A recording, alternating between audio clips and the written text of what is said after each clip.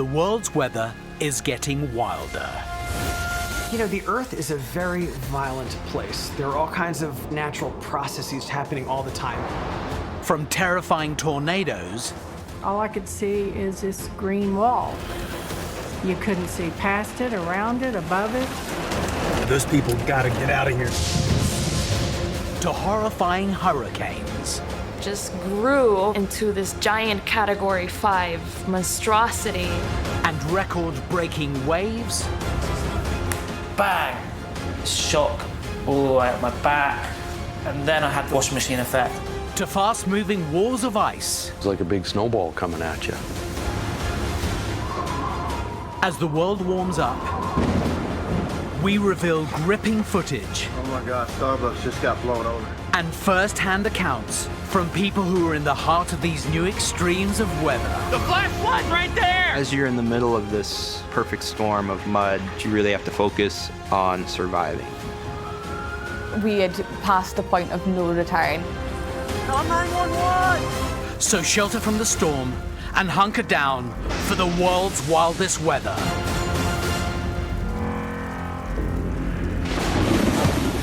Coming up, the worst cyclone in over 40 years hits Darwin, Australia. Trees were coming down. We were then effectively trapped. Monsoon rains destroy Manila's neighborhoods.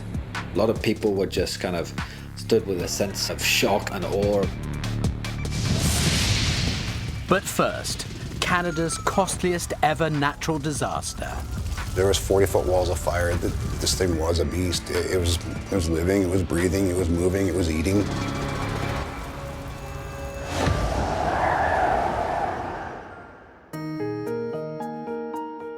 Fort McMurray, Canada. Situated in the northeast of Alberta, this remote community is surrounded by forests, which offer the city's 80,000 residents an outdoor lifestyle.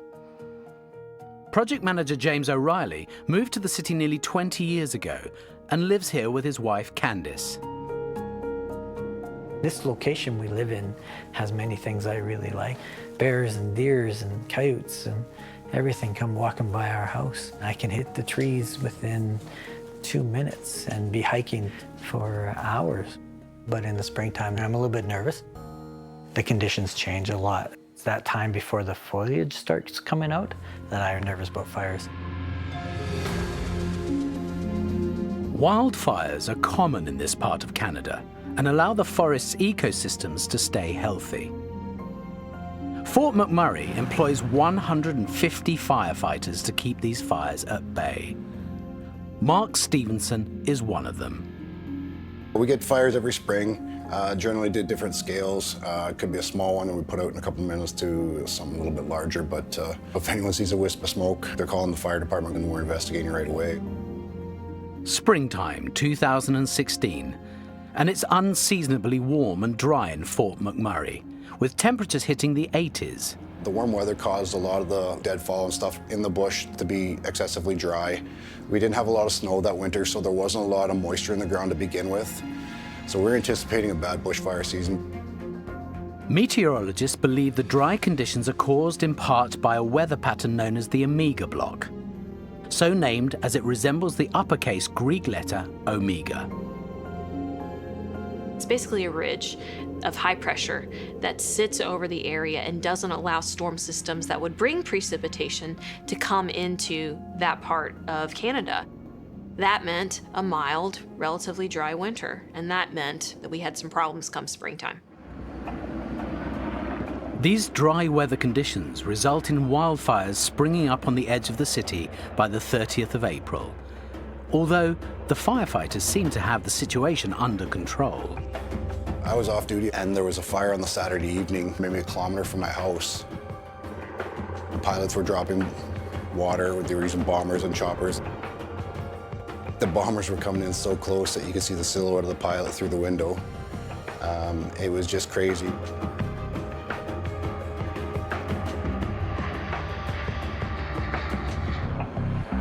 But that fire there was taken care of within probably a couple hours' time. So at that point, it was, okay, the pressure's off. Sunday evening after supper, my family and I were taking a walk.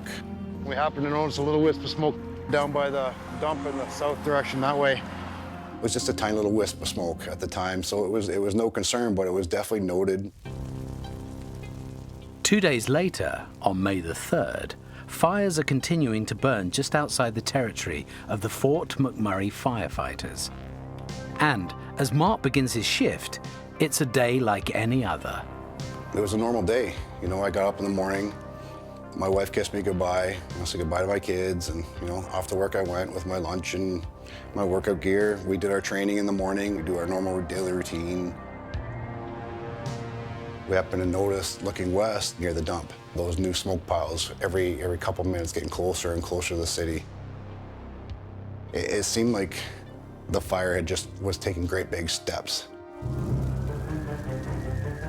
And then once we found out that the fire had jumped the river on the north side of town, that made it real. With 3 areas of the town now on fire, Mark and his team leap into action. A little wisp of smoke I saw Sunday evening that I thought nothing of the time ended up to be the beginning of 2016 wildfires, one they call the Beast. As the fire spreads to neighborhoods across the city, Fort McMurray's 80,000 residents have no idea the devastation that lies ahead.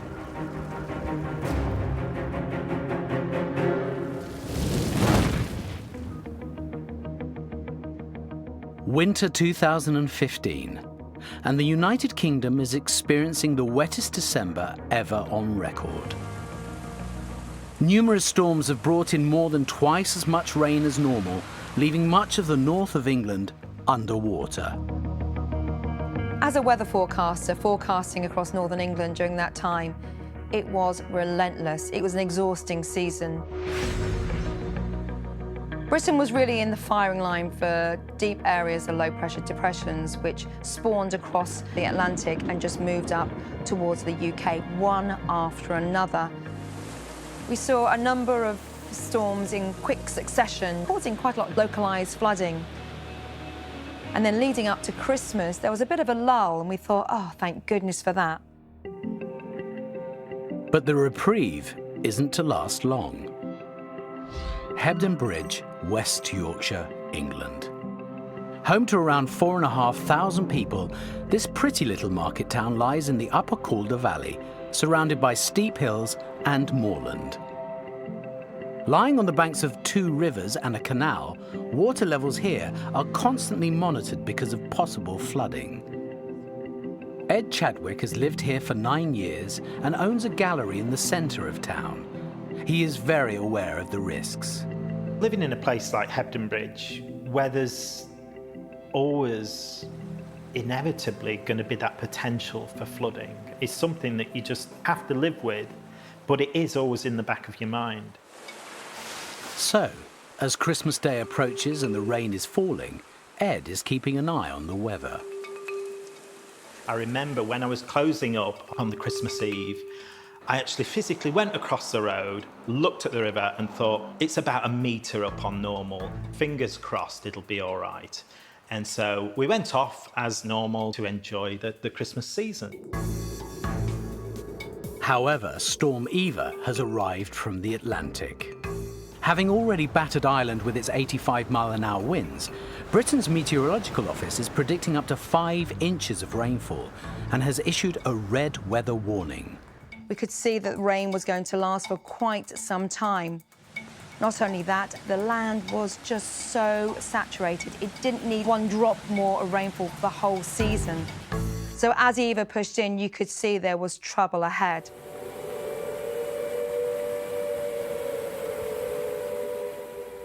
As Boxing Day dawns, Hebden Bridge bears the brunt of Storm Eva, and residents across the town are awoken by a spooky sound. One of the assets that is used in the upper Calder Valley is flood warning sirens. They're particularly useful because in certain situations where flash flooding is imminent, they can alert a community at the push of a button. One resident alerted by the alarm is Sarah D. We went outside, out the back door, and lo and behold, there's the river. really high, really churning away. It just felt really dangerous and made you feel really insignificant. I got myself a GoPro for Christmas, so I decided to grab the GoPro and document it. The rampaging river quickly swamps the town. Just seemed to be water everywhere. And then we saw a freezer floating by in the distance and just could not believe what we're seeing. What on earth is that? Wow, it's a freezer.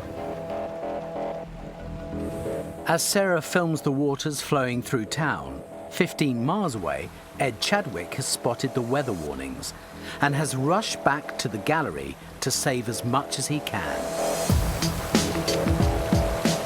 Walked down the road and the apprehension, the worry was just, it was really quite awful.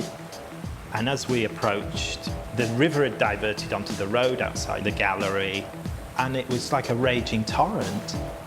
We just looked across and thought, how are we going to get across there? So we kind of clung onto each other and waded across.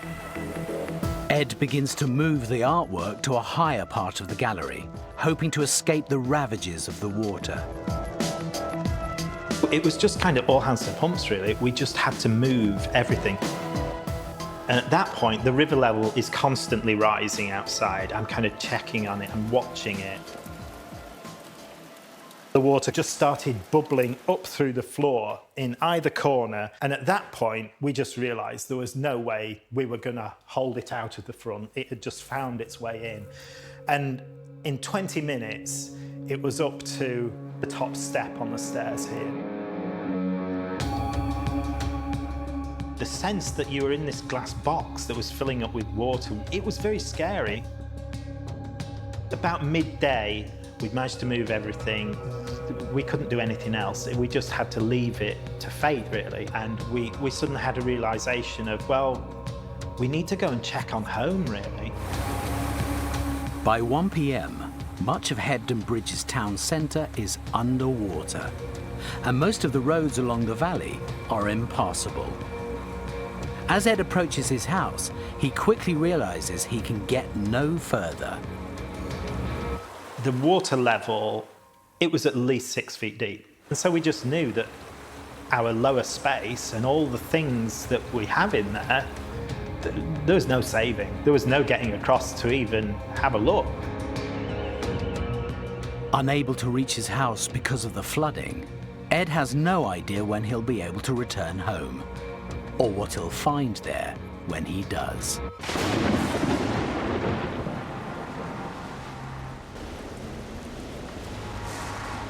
Darwin, the Northern Territory, Australia. On Christmas Day 1974, the city was hit by Cyclone Tracy, a Category 4 storm with winds of over 200 kilometres an hour. Cyclone Tracy was a very significant storm, and it's one that stuck in the Australian psyche. Destroyed a capital city, and it precipitated the largest peacetime evacuation in Australia's history, and it really shocked the nation. Cyclone Tracy reduced 85% of the city to rubble and killed over 70 people. It's still considered to be the most destructive cyclone in Australia's history. In the years that followed, Darwin's buildings were rebuilt to withstand strong future winds, but the city's residents were left with indelible memories. The mark and the legacy of Tracy is such that the city does become on edge whenever there are cyclones around. In the blink of an eye, they can go from relatively benign Category 1 systems to very strong city-killing Category 5s. March 2018, and meteorologists spot a cyclone forming in a similar area to Tracy.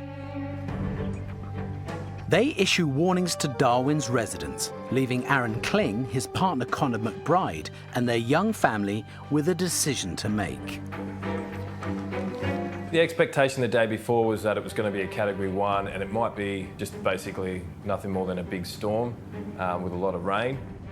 We know that this house is probably pretty structurally sound. It's made of brick, so we decided to stay here. I was feeling apprehensive, but we'd been through a cyclone before and we felt confident that we could make it through. Despite not being too worried about the Category 1 cyclone, Aaron and Connor don't leave anything to chance.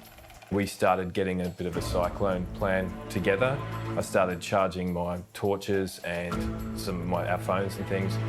I'd been to the supermarket and bought some non-perishables, made sure that we had clean clothes, so if there were power outages and such, we would have a few days' provisions.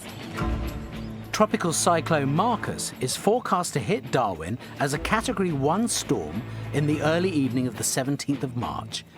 But in the run-up to its arrival, meteorologists spot its route changing. Usually when cyclones interact with land and cross land, they cut off from their ocean supply of energy and they begin to decay. But this didn't happen with Marcus. As a quirk of fate, it crossed through a water channel. It sort of threaded the needle between the Tiwi Islands and the Quebec Peninsula. And as such, it enjoyed an energetic path on its way to Darwin. Marcus's new route across the sea forces meteorologists to change their forecast. It became apparent that the cyclone was stronger than we were anticipating. So lo and behold, when Darwin awoke on the morning, they found themselves presented with a Category 2 system rather than the Category 1. Not only has the intensity of the cyclone increased, the time of its arrival has moved forward from early evening to mid-morning. When I woke up, I was looking out and I could see that the trees were kind of like blowing in the breeze quite strong. I realised that the wind was really picking up, the rain was starting to really come down. It was really grey and windy and wet outside. The cyclone's premature arrival means it's now too late and too dangerous for the family to escape. It's a race against time to secure their home. I started to panic a little bit. All of a sudden had to go into kind of get organised mode. That's when I kind of asked him to go out into the yard and make sure we were prepared. And then that's when I started throwing things in the pool. When there's a cyclone, you gotta throw shit in the pool. I've often heard that if you put it in the pool, it's not likely to go flying around. So I threw the garden chairs in the pool and the towel rack, and then I just tidied the backyard up a bit. After stormproofing the garden as best he can, Aaron retreats to the safety of his house, where he continues to film. Once I started seeing the wind whipping up, I was like, this is something that might be pretty full on. I thought this is worth documenting for posterity. This cyclone's going to do a lot of damage to Darwin. As the winds begin to intensify, Aaron and Connor have no idea what damage this cyclone might inflict.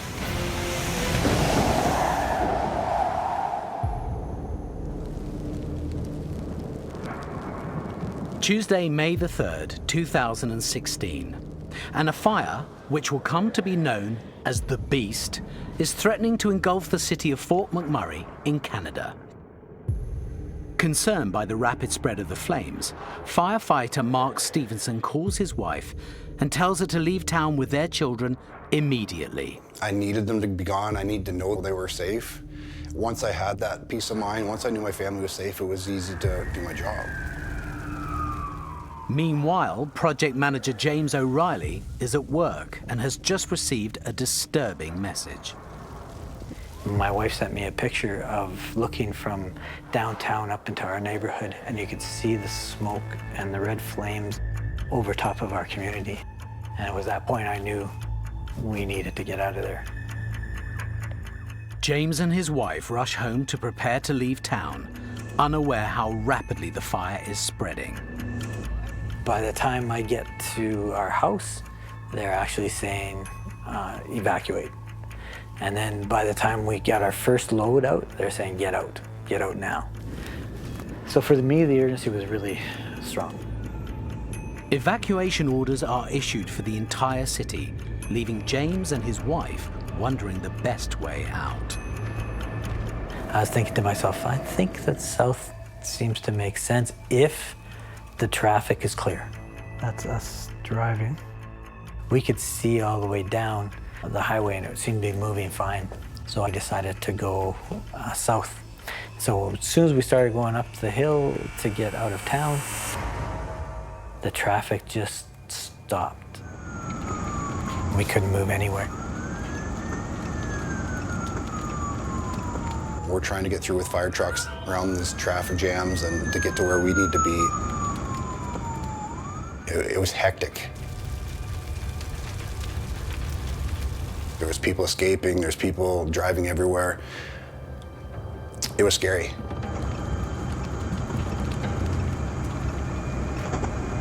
It was like something out of a movie. And all of a sudden you can see flames start coming through the houses.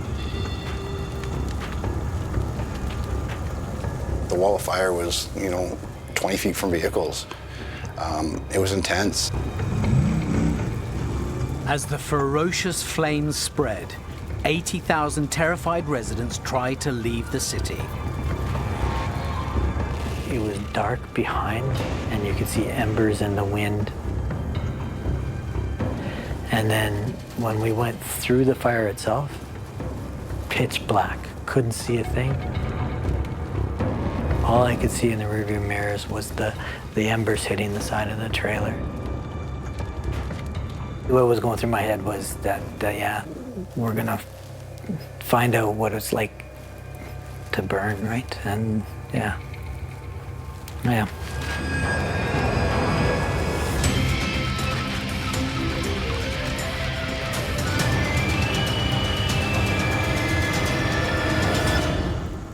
After a hair-raising half-hour drive that feels like a lifetime, James and his wife successfully flee from the city.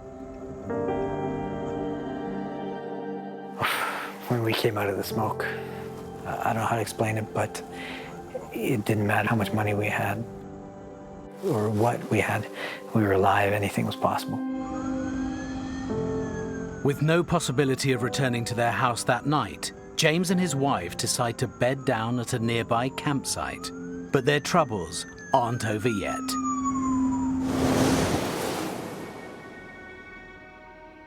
Boxing Day, 2015, and the town of Hebden Bridge in West Yorkshire is underwater, affecting hundreds of residents and 80% of the town's businesses. There is so much rainfall that the Environment Agency is struggling to measure the water levels. It was difficult in some locations to get exact figures for the river levels due to the gauges themselves being underwater or reading the maximum value they had ever read. That in itself shows you the extent of flooding. Local business owner and resident Ed Chadwick is one of those hit by the flooding. Although he's been able to save much of the artwork in his gallery, the high water levels have prevented him from getting home. So he spent the night at a friend's house. The next morning we got up quite early, looked out of the window, and we could see that thankfully the floodwaters overnight had subsided. And we knew that then we'd have to go and have a look at home and see what the situation was there. As Ed makes his way back through the town, the impact of the flood is evident. We're wading through, this silt, and it's thick, it's black, it's sticky, gloopy stuff. And we get to the back door, the frame has swollen. And so literally, I have to kick the back door in to get into the house. All your possessions that are in that area are just ruined. The Boxing Day floods have damaged both Ed's gallery and home. 2 days later, he plucks up the courage to visit his allotment. If you can imagine the space down here, it was a good perhaps 10 feet above my head in water, which when we stand down here today is just incomprehensible. All the raised beds had gone, literally everything had just been washed away. It was really devastating and incredibly upsetting. It really struck struck your heart. In the weeks and months that follow, the residents of Hebden Bridge pulled together to get the town up and running again. Everybody came out.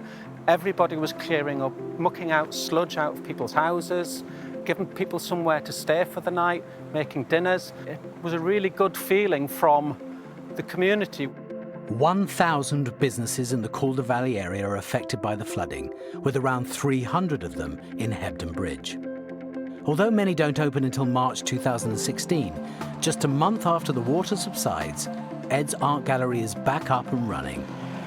Our priority was getting the gallery back open because, of course, it's our livelihood. Without that, we have no income. It does, however, take Ed 6 months to restore his allotment to its original state. To see that devastation after Boxing Day really did affect us, and we just made the decision that, you know, we just had to bring it back for our own sanity and peace of mind, really.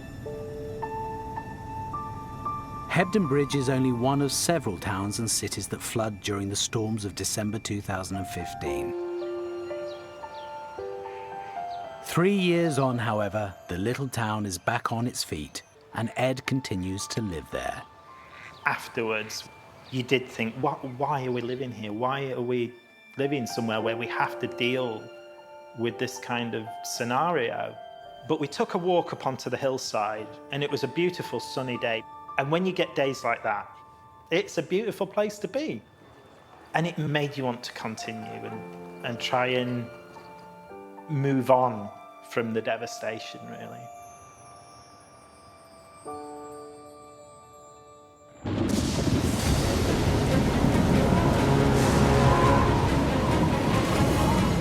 Australia, March 2018. It's around 10:30 in the morning, and Cyclone Marcus, now a Category 2 storm, has just made landfall near Darwin. Its 130-kilometre-an-hour wind gusts are battering the city as Aaron Kling, Connor McBride and their daughter hunker down inside their home. When we looked out the window and saw the trees blowing sideways, we knew we were in the thick of Marcus. The wind had whipped up a lot and it was starting to howl a bit, and there was just massive wind gusts going through the yard. The gusts came in kind of ebbs and flows. You'd hear a really big one and with some significant howling, and then it would ease off, and then that kind of got more constant as we got into the real thick of the storm. Water's coming in the house. We had water coming in under the floor and it was flooding in here, so we had to keep grabbing towels and putting them down. So we knew we were in something pretty serious. The most unsettling thing was not knowing whether or not the trees immediately around our house were going to come down. So the fences come down, the bamboos come down now on the fence. As we were sitting here on the couch, we heard this loud bang, and we got up, and it turned out that a tree had snapped in half and landed on the roof, so we went down to the end room. Let's just stay in this room. It wasn't safe to go outside, and we couldn't see beyond our kind of front patio area because of all the trees that had come down. Hold steady, mango tree. As the storm continues to hammer their home, the power supply in the house is suddenly cut off. Aaron risks going outside to see what has happened. Trees come down on our mains power. A tree had come down on the power line and squashed it between that and my vehicle, my work vehicle, so we were then effectively trapped because both our cars in the driveway were trapped, so we couldn't go anywhere. After around an hour of slamming their home, Cyclone Marcus's winds begin to die down.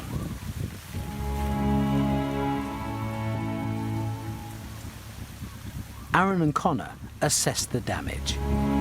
Torn off some of the fascia here. A lot of the trees have come down. It's pretty destructive. This one snapped clean in half. That's our power line been taken down over here. The cyclone has brought down trees all around Aaron and Connor's house. But they quickly realise their front yard has taken the biggest battering. Look at that front yard. Thank you, Cyclone Marcus. I was really surprised at the level of destruction to our garden. We had quite a lush tropical garden out the front with lots of trees and shrubs, and they were pretty much all wiped out. Luckily, Aaron and Connor's friends rally round to give them a hand. We were really overwhelmed with joy when some people rocked up with their chainsaws and just started helping. That was such a lovely thing that they did for us. Our front area is a bit more breezy and airy now. In this tropical heat, that helps.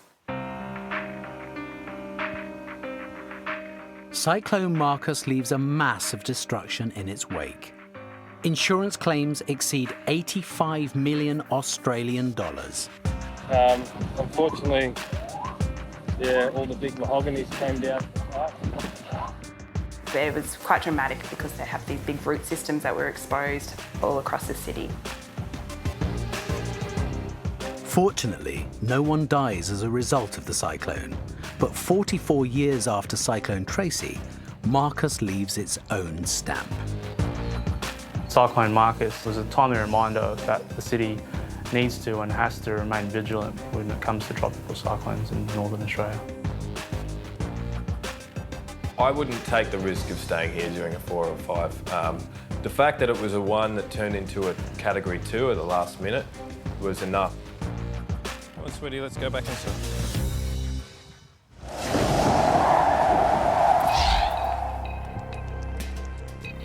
Manila, the Philippines. With over 70,000 people per square kilometre, this is one of the world's most densely populated cities. Situated close to the equator, the area is hot all year round, but has 2 distinct seasons, rainy and dry. The weather in the area is determined by a seasonal change in the direction of the wind, known as monsoons. Monsoons are caused by a contrast in temperature between the ocean and the land. So during the summer, the land has a relatively higher temperature than the ocean, causing air to rise there, leaving a kind of like a suction vacuum in its place. That begins the movement of air from the ocean into the land surface. Now, when that moist, warm air from the ocean arrives on the land, storms that form can produce the wildest rainfall seen all over the planet. Plus, your monsoon season, when it overlaps with the typhoon season, means that if your island happens to be in the middle of those two interacting, then you're going to have, we'll call it a catastrophic coincidence. August 2012, and forecast as a warning of one of these catastrophic coincidences in Metro Manila. Extreme weather cameraman James Reynolds is on standby in Hong Kong and decides to check it out. Normally I film typhoons or hurricanes or volcanic eruptions, but this was the first time I'd specifically gone somewhere just to film flooding. And I knew that it would be an interesting place to film a flood story. So I jumped on a plane, headed down there and got shooting. After landing safely in Manila, James drives straight into town. The water level was starting to rise, and we need to be really careful here that we can keep our vehicle out of the floodwaters and we don't kind of swamp our car and get ourselves into trouble. It's estimated 80% of the city is underwater.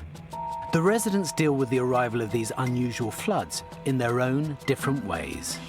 Manila is a city with a lot of unsupervised kids who hang out on the street, and these girls and boys were having a great time. These kids have a hard, challenging life, so it kind of gave them an opportunity to forget about the usual troubles they have to deal with every day, and these kids were having a blast. There are also lots of other people trying to go about their daily lives. A lot of the taxi drivers and the tricycle drivers make a living being on the road, so they were struggling to continue to do their work. It was thriving humanity going on whilst all the crazy floodwaters were rising up.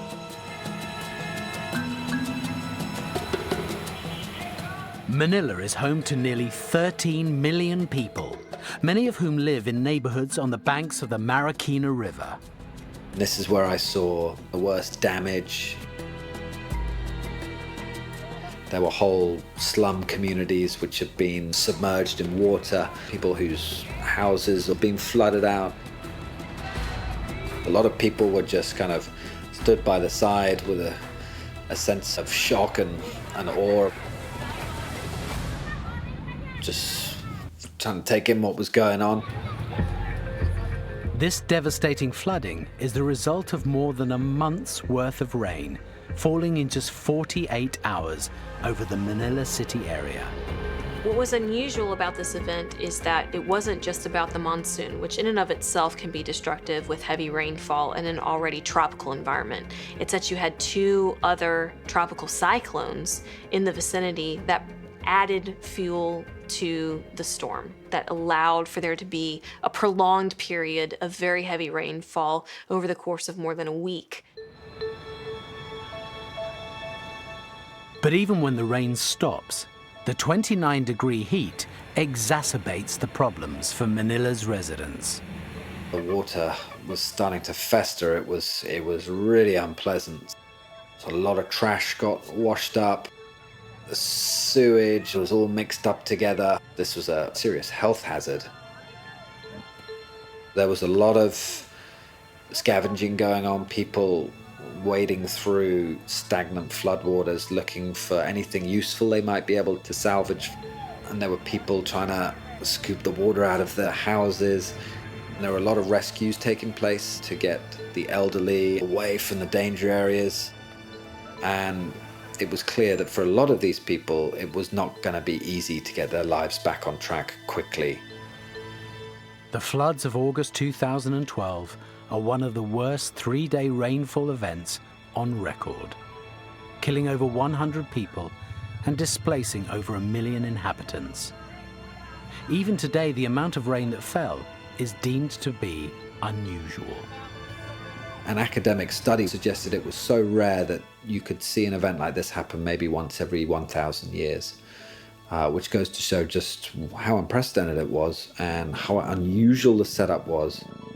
Perfect ingredients were all there for this terrible flooding situation.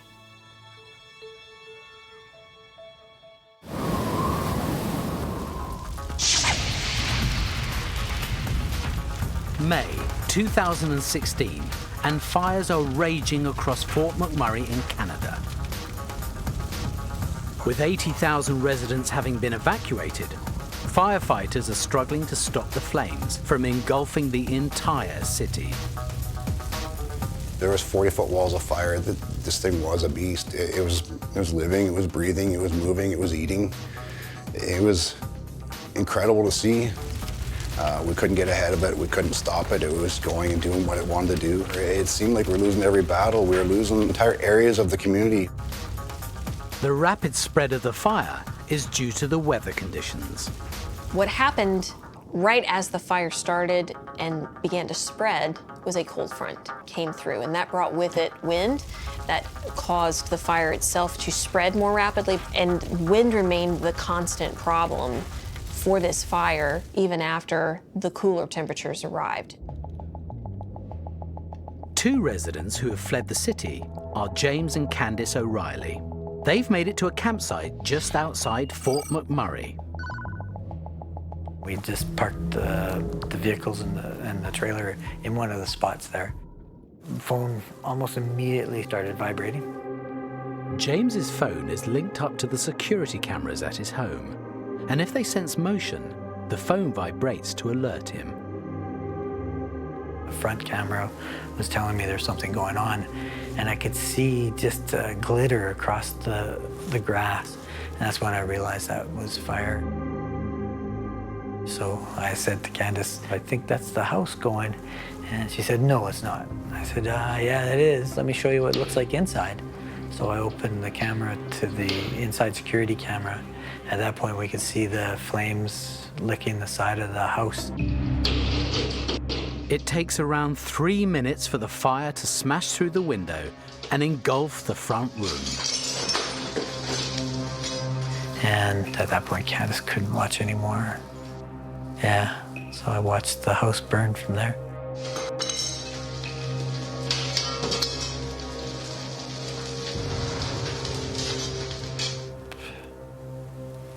was a weird moment for me. But I was so happy we were okay. So it didn't impact me at that time.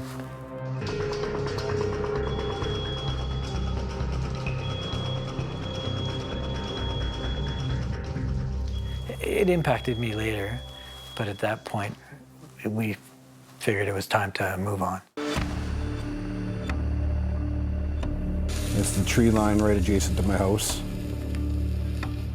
Meanwhile, back in Fort McMurray, firefighter Mark Stevenson is continuing to battle the beast, which has now reached his own neighborhood. I talked to my captain I was driving around with, and I said, "Can we stop back over on the south side up by my house and see where the fire's progressed to?" And he said, "Yeah, let's go ahead." And we drove down my street, and I happened to notice that on my street, my house was the first one fully engulfed. And that's my house on fire there, a picture of that. That moment, it was kind of,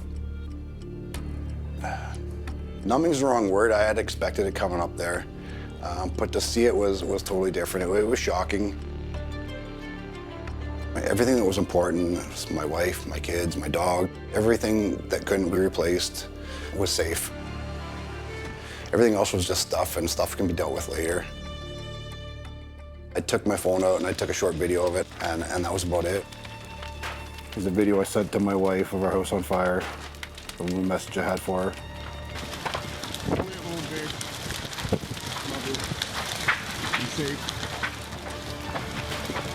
As Mark's home burns to the ground, he throws himself back into his work. My first day, I worked 22 hours. Got a couple hours sleep and got up to work the next day. We all worked crazy hours like that for the first couple days, and that was because we wanted to, it was because we had to. It wasn't until day 3 where we figured things out to how to deal with this beast. We had fought probably a lifetime worth of fires in 30 hours time. It was crazy. The Fort McMurray fires rage on for days, and as they spread, they produce their own weather system. The fire was big enough to create its own weather. That is not uncommon when you get a wildfire to be large enough to create its own storms. With the warm, rising smoke, it will then form towering thunderstorms, which are usually dry, of course, because it's not tapping into moisture, but it will create lightning, which can then spark other fires.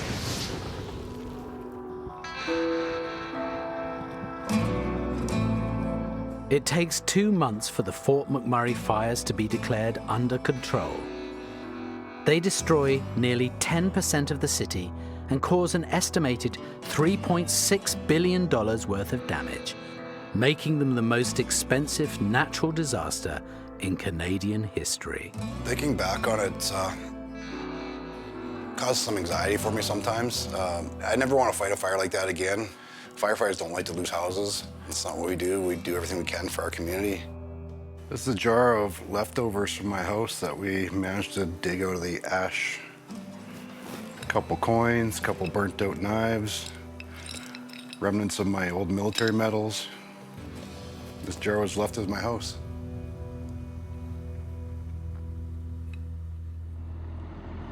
Despite their losses, in the months that follow, Mark, James, and their families return to rebuild their lives in Fort McMurray. When we came back, it was surreal in the way that you always have landmarks to judge things by, and all the landmarks were gone. It was just flat. It was just foundations burnt. It felt very strange, but we rebuilt here because this plot of land is really meant for us. We can go out the back gate and we hit the trees, and I can hit trails and walk, and I love it that way. There was never any point where I didn't want to rebuild here. This is my little area of Fort McMurray. I love my little top of the hill house here. My wife and I, we sit on the patio all the time and we reflect. We look out over the city and we're thankful to be back home. We're just thankful for everything we have.